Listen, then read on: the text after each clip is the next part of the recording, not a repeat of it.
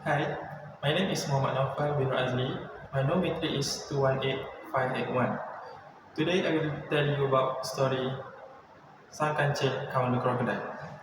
Long ago, there lived a very small mouse deer who's become the main character of the story.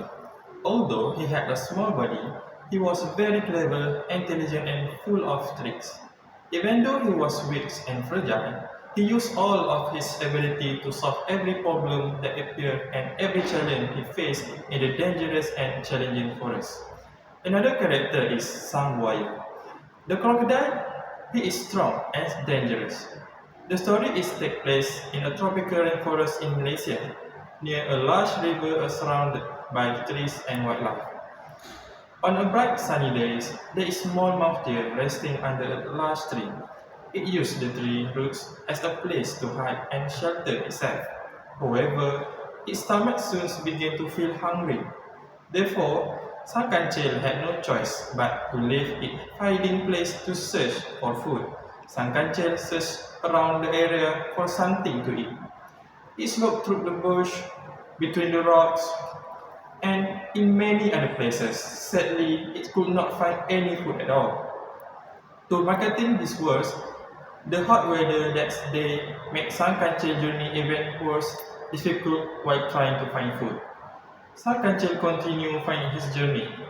His determination to find food was truly admirable. He kept searching everywhere without giving up. After a long and exhausting journey, he was covered in sweat and slowly began to lose hope. At that moment, Sang Kancil said to himself, "Do I have to starve during this dry season because cannot find any food? And will I be able to survive?" Suddenly, he heard the sound of flowing water. He quickly followed the sound toward its source. To his surprise, there was a river not far from where he was standing. Near the river bank stood a fruit tree. However, the fruit tree had already gone bad and were no longer suitable to eat. While searching around, he suddenly noticed something across the river. There were fruit trees filled with red and delicious fruits. His hungry stomach seems to beg him to go immediately. At that moment, one question keeps running through Sarkanchel's mind. How he was going to cross the river? The river was too deep and too wide. There was no way he could swim across it. At the same time, Sarkancel was feeling extremely thirsty. He walked toward the riverbank to drink some water. Just as he was about to drink, a green creature with sharp teeth suddenly lunged at him. The creature was none other than the Sangbuaya. Sangbuaya bit Sangkancel's leg. However, Sangkancel was clever and full of tricks, quickly thought of a way to escape. Sangkancel said, "Hey Sangbuaya, what you bit is not my leg. That is a small twig. If it were really my leg, I would definitely be struggling in pain." Surprisingly, Sangbuaya believed Sangkancel's trick and loosed his bite. That moment, the crocodile released him. Sangkancel quickly stepped backward and moved to a safer position.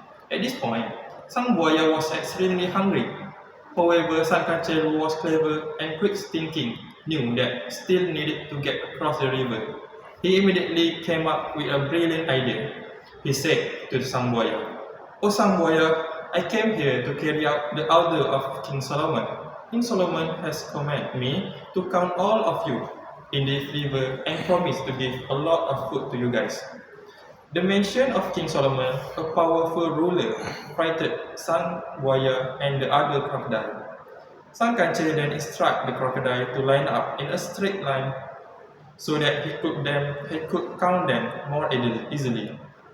Without wasting the opportunity, Sangkancil began counting the crocodile from one end of the river to the other while singing a song that distracted the crocodile groups.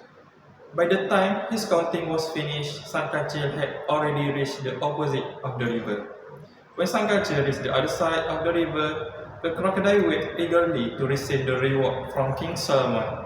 However, Sangkancil simply said, "There, take those fruit that have fallen into the river as your reward."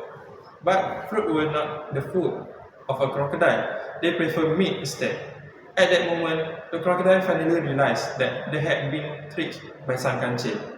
They became extremely angry, but there was nothing they could do because Sang Kancil was already safely across the river. Sang Kancil, who was now safely across the river, felt extremely happy because he is no longer to worry about starving during the dry season. With great joy, he ate the sweet and juicy red fruit in the area. He was so grateful and happy that he managed to finish almost half of the fruit all by himself. The moral of this story is that brains are better than brown, showing that we can solve difficult problems and handle bullies by being smart and thinking quickly instead of relying on physical strength. That's all from me. Thank you.